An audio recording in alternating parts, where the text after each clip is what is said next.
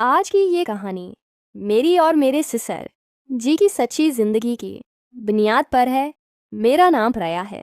मेरी शादी के सिर्फ 5 माह बाद ही मेरे शोहर का इंतकाल हो गया था और मेरी पूरी जिंदगी पर अंधेरा छा गया था। मेरे वालिद ने बड़ी मुश्किल से मेरी शादी की थी, लेकिन 5 माह के अंदर ही मुझे मायके वापस आना पड़ा। मेरे घर में मेरी माँ नहीं थी। जब मैं 10 साल की थी तभी उनका इंतकाल हो गया था। इसलिए मुझे बहुत डर लगता था कि अगर वालिद साहब मुझसे कुछ कहेंगे तो मैं किसकी ओढ़नी मैं मना छिपाऊंगी। माँ की मौत के बाद वालिद साहब ने दूसरी शादी कर ली थी और मेरी सौतीली माँ मुझसे बहुत नफरत करती थी। वो अक्सर मुझे ताने देती थी कि पहले अपनी माँ को खा गई और फिर अपने शौहर को भी खा गई, अब यहाँ क्या लेने आई हो। ये सब ताने मुझसे बर्दाश्त नहीं होते थे। मेरी जिंदगी ऐसे ही गुजर रही थी।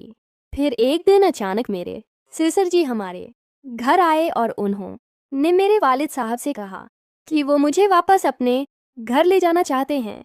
मेरी सौतीली माँ ने फौरन हाँ कर दी। मेरे वालिद साहब ने कहा, अब आपका बेटा इस दुनिया में नहीं रहा तो आप मेरी बेटी को क्यों ले जाना चाहते हैं। सौतेली माँ ने वालिद साहब से बहस शुरू कर दी और कहा, इसमें इतना सोचने की क्या बात है। वो कह रहे हैं तो उन्हें ले जाने दें। परिया उनके घर की बहू है। वालिद साहिब ने आखिरकार इजाज़त दे दी। मैंने सोचा कि यहाँ सौतीली माँ के तानों से बेहतर है कि ससुराल जाकर सुकून से रहूं। मैं सिसर जी के साथ वापस ससुराल आ गई। यहाँ पहुंचकर जब मैं कपड़े बदल रही थी कि अचानक सिसर जी मेरे कमरे में आ गए और बोले, बहू से एक कप चाय बना लाओ। मैंने जल्दी से कपड़े ठीक किए और चाय बनाकर दे दी। चाय पीते हुए उन्होंने कहा, प्रिया तुम जानती हो इस घर में मैं बिल्कुल अकेला हूँ। मेरा बेटा मेरी इकलौती औलाद था और तुम्हारी सास भी गुजर चुकी हैं, इसीलिए तुम्हें यहाँ ले आया हूँ ताकि मुझे अकेला न लगे।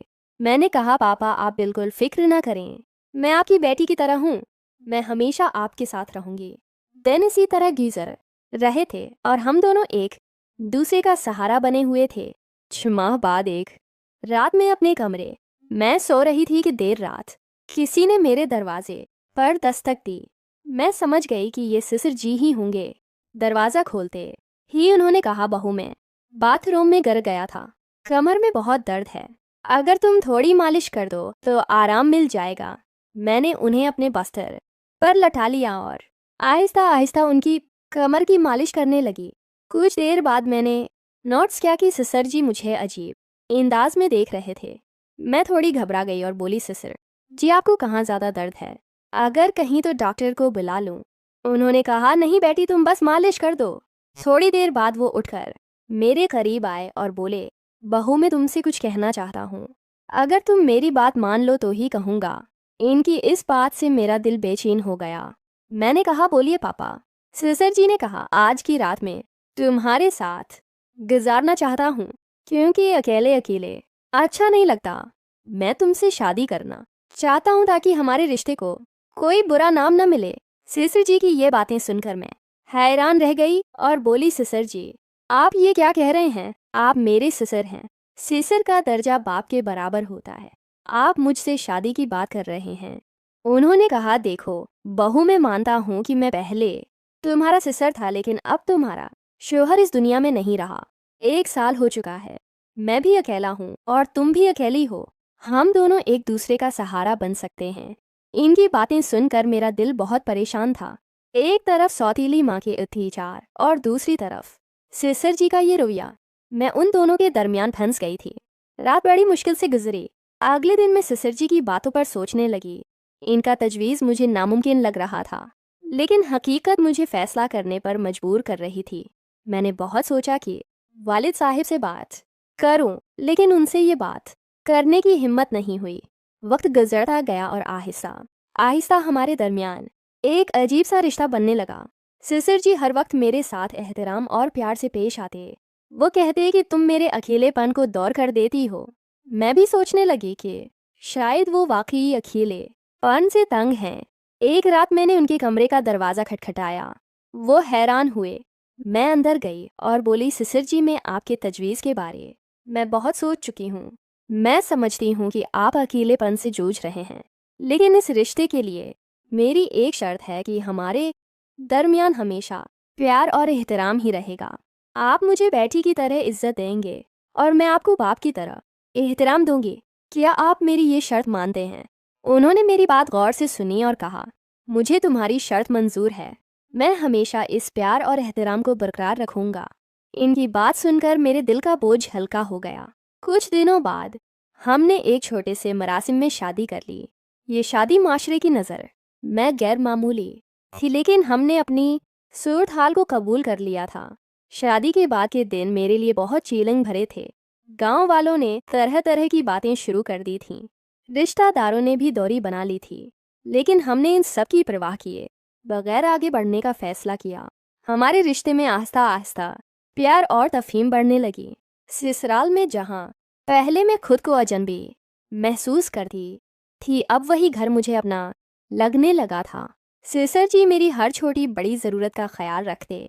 वो हर रोज़ मेरे लिए कुछ ना कुछ खास करते। कभी मेरी पसंद की चीज़ें लाते तो कभी नई साड़ियाँ लाते।